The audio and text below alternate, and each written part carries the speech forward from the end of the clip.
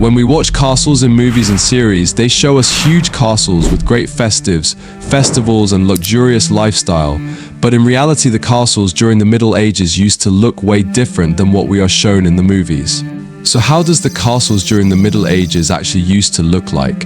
And what was life really like in a medieval castle? Was it really as lavish and luxurious as we're sometimes led to believe? Or was it cold, dark, and difficult? To find this out, let's travel back in time to the Middle Ages.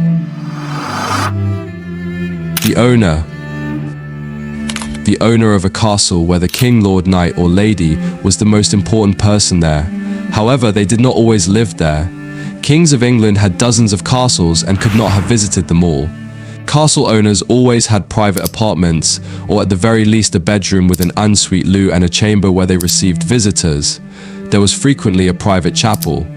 These were normally located in the castle's most secure area, and only trustworthy staff or honored guests were permitted to enter.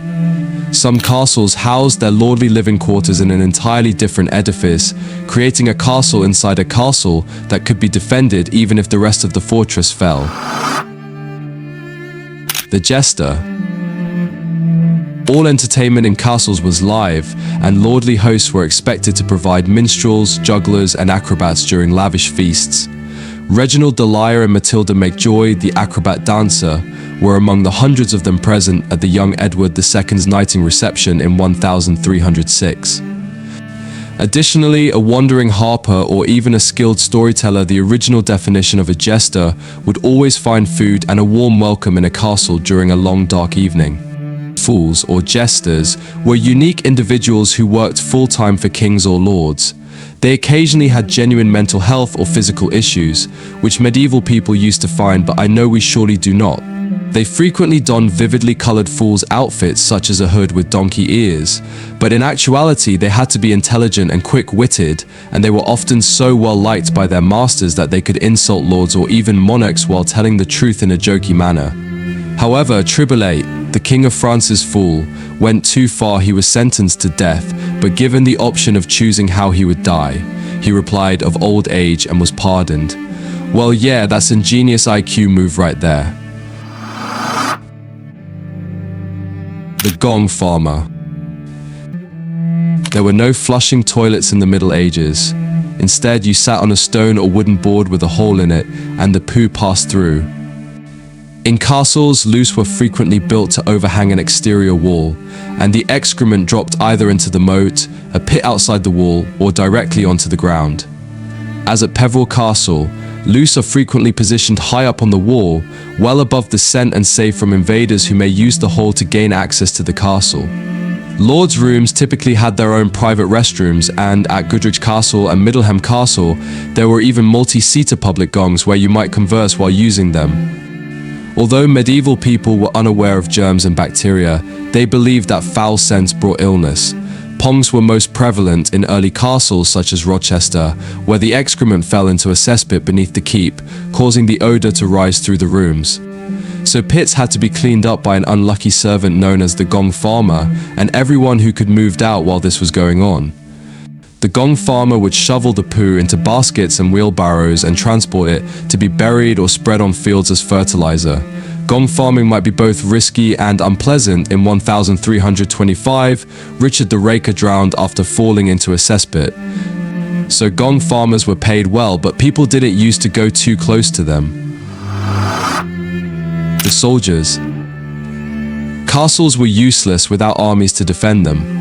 During peacetime, a small castle may maintain a garrison of a dozen or fewer men. This was just enough to open the gate, operate the portcullis and drawbridge, and patrol the walls for errant criminals attempting to break in. The constable or castellan, who acted as the owner's representative and lived in his own quarters, would order them. Soldiers slept in a dormitory. However, if an attack was imminent, you would pack as many soldiers as possible into the fortress. During the epic siege of Dover Castle in 1216, 140 knights and possibly 1,000 sergeants. Sergeants is a medieval term for any fully equipped soldier. They defended the citadel from the French. They used swords, spears, and axes for hand-to-hand combat, as well as longbows and arrows to keep the enemy at bay. Many castles' walls featured lofty cross-shaped loops for longbowmen to shoot from, as well as smaller loops for lethal crossbows. During extended sieges, starvation was the enemy's most effective weapon. The defenders ate horses, dogs, cats, rats, and even their leather belts before ultimately giving up. Killing surrendering soldiers was considered unsporting, yet it did occur. The servants. Because all housework was done by hand, castles were crowded with servants, especially when the owner was around. Countess Joan de Valence had approximately 100 attendants at Goodrich Fortress, and it's difficult to understand how they all fit into this very small fortress. The poshest servants were pages and damsels, or wealthy children who learned good manners while working in a lordly home. It was like being sent to boarding school. Medieval books taught children how to behave. Don't blow your nose on the tablecloth. Don't spit on the floor if someone is looking. And always beware thy hinder parts of guns blasting. They slept on feather beds, despite having to share them. Ordinary servants varied from the prominent steward, butler and head groom to the hot and greasy lad who worked the spit for roasting meat over the fire, as well as the gong farmer. Lower-level slaves slept wherever they could within the castle, and in the summer, they began work at 5:30 a.m. and worked until around 7 p.m. They had few days off and little pay, but they were provided with uniforms in their lord's colors and regular meals throughout the year. Even the lord's leftovers tasted better than peasant cuisine.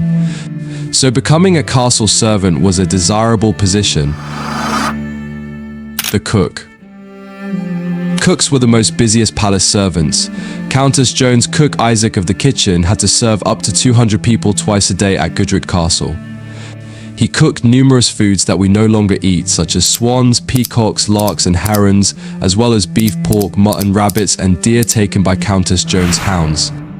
On Fridays and many other days throughout the year, people ate fish instead, and Goodrich Castle cooks consumed 24,000 herrings, oysters, and salmon in 3 months. There was little fresh food available in the winter due to the lack of refrigeration. Medieval kitchens were hot and noisy, with large furnaces for spit roasting meat, many ovens, and boiling cauldrons. Cooking fats were reused or converted into candles, and the kitchen was secured at night to prevent slaves from stealing fat for a nice pleasure. So here was some insights about what life was like inside medieval castles.